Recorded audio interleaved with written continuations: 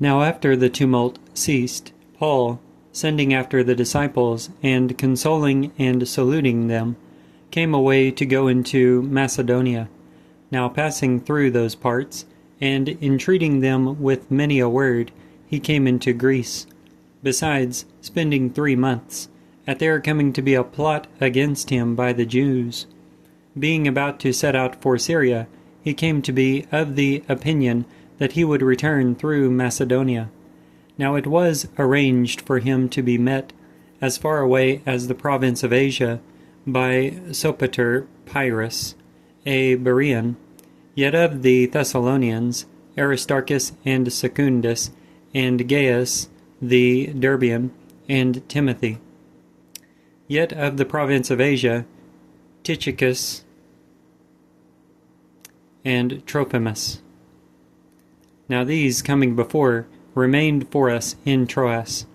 Yet we sail off from Philippi after the days of unleavened bread, and came to them in Troas in 5 days, where we tarry 7 days. Now on one of the Shabbats, at our having gathered to break bread, Paul argued with them, being about to be off on the morrow. Besides, he prolonged the word unto midnight. Now there were a considerable number of torches in the upper chamber where we were gathered.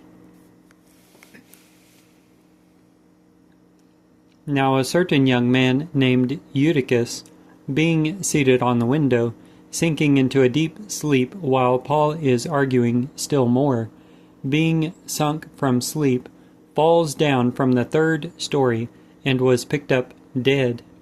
Now Paul, descending, falls on him, and, embracing him, said, Make no tumult, for his soul is in him.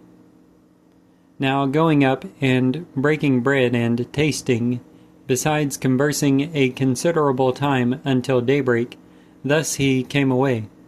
Now they led the boy alive, and were not measurably consoled. Now we, coming before to the ship, set out for Assos, thence being about to take up Paul, for thus it has been prescribed, he being about to go on foot. Now as he came up with us in Assos, taking him up, we came to Mytilene, and sailing from thence, the ensuing day we arrive abreast of Chios. Yet on another we put in at Samos. Yet the next we came to Miletus, for Paul had decided to sail by Ephesus, so that he may not be coming to linger in the province of Asia. For he hurried, if it may be possible for him to be in Jerusalem by the day of Pentecost. Now from Miletus, sending to Ephesus, he calls for the elders of the ecclesia. Now as they came along to him, he said to them, You are versed in the facts, from the first day on which I stepped into the province of Asia, how I came to be with you all the time, slaving for the Lord with all humility and tears, and the trials which befell me by the plots of the Jews, how under no circumstances did I shrink from informing you of anything which was expedient, and teaching you in public and at your homes, certifying to both Jews and to Greeks repentance toward God and faith toward our Lord Yeshua, the Anointed One. And now, lo, I, bound in breath,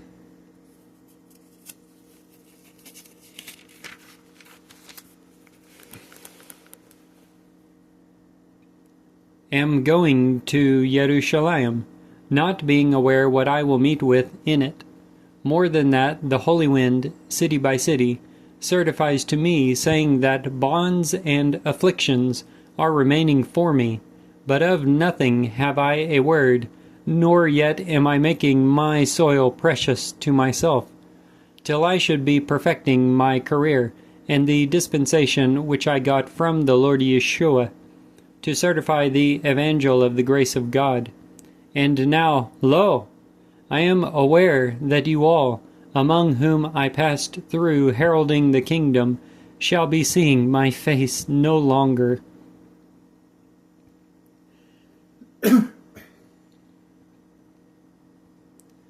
Wherefore, I am attesting to you in this very day that I am clear from the blood of all, for under no circumstances do I shrink from informing you of the entire counsel of God.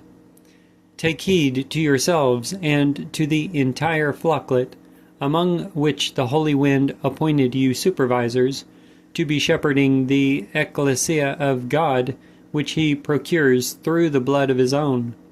Now I am aware that, after I am out of reach, burdensome wolves will be entering among you, not sparing the flocklet, and from among yourselves will arise men speaking perverse things to pull away disciples after themselves.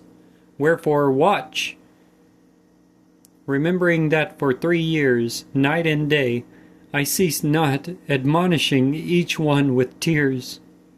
And now I am committing you to God, and to the word of his grace, which is able to edify and give the enjoyment of an allotment among all who have been hallowed. I covet no one's silver or gold or vesture. You know that these hands subserve my needs, and of those who are with me. All I intimate to you, that, thus toiling, you must be supporting the infirm.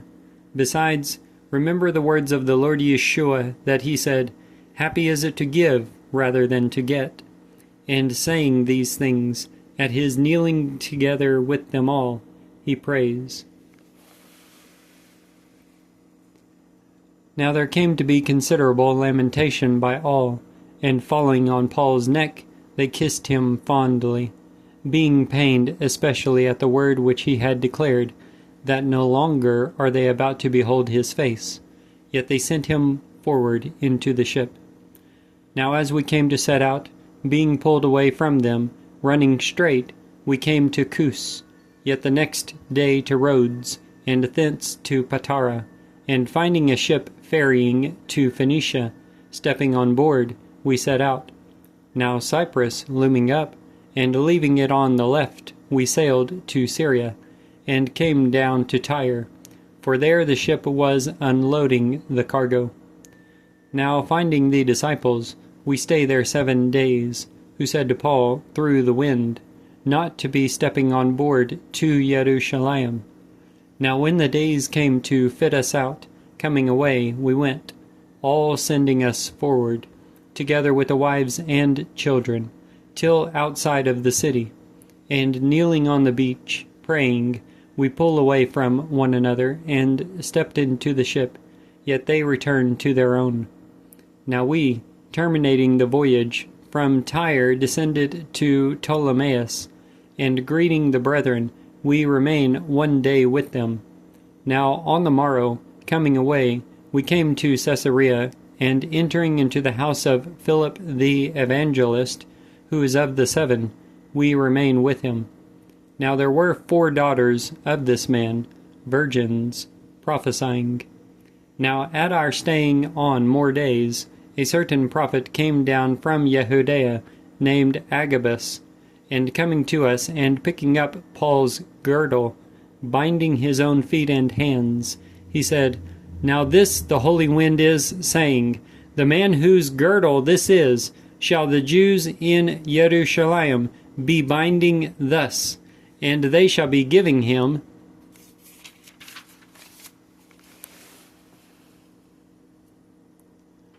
over into the hands of the nations. Now as we hear these things, both we and those in the place entreated him not to go up to Jerusalem. Then Paul answered and said, What are you doing, lamenting and unnerving my heart? For I hold myself in readiness, not only to be bound, but to die also in Jerusalem, for the name of the Lord Yeshua. Now as he was not persuaded, we are quiet, saying, Let the will of the Lord be done. Now after these days, taking up our baggage, we went up into Jerusalem. Now disciples from Caesarea also came together with us, leading us to Nason. A certain Cyprian, a disciple from the beginning, with whom we should lodge. Now at our coming to be in Jerusalem, the brethren welcome us with gratification. Now by the ensuing day Paul had been in together with us to James.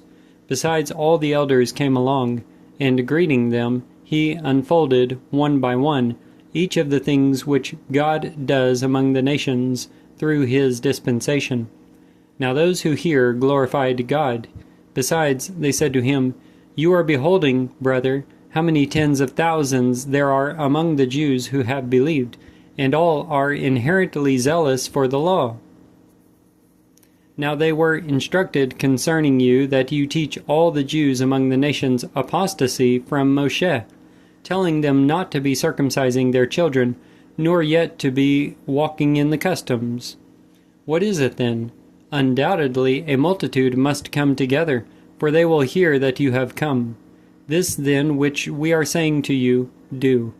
With us are 4 men having a vow on them.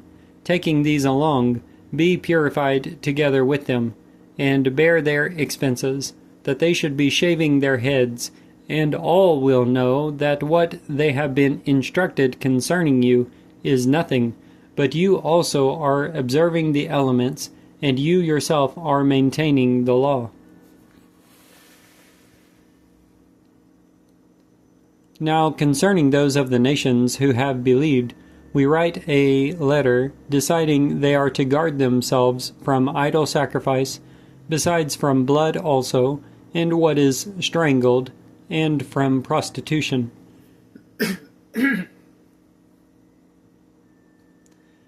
Then Paul, taking the men along on the next day, being purified together with them, had been in the sanctuary, publishing the full completion of the days of purification, till the approach present for each one of them was offered. Now as the 7 days were about to be concluding, Jews from the province of Asia, gazing at him in the sanctuary, threw the entire throng into confusion and laid hands on him, crying, Men, Israelites, help! This is the man who is teaching all men everywhere against the people and the law and this holy place. Besides, still more, he led Greeks also into the sanctuary, and has contaminated this holy place. For before this, Trophimus the Ephesian was seen in the city with him, whom they inferred that Paul led into the sanctuary. Besides, stirred was the whole city, and there came to be a running together of the people, and getting hold of Paul, they drew him outside of the sanctuary, and immediately the doors are locked. And while they are seeking to kill him, the allegation came up to the captain of the squadron that the whole of Jerusalem is in confusion, who, taking along soldiers and centurions, forthwith ran down to them. Now they, perceiving the captain and the soldiers, cease beating Paul. Then the captain, drawing near, got hold of him, and orders him to be bound with 2 chains. And he ascertained who he may be, and what he has done. Now they retorted in the throng, some this, others some other thing. Now at his not being able to know for certain,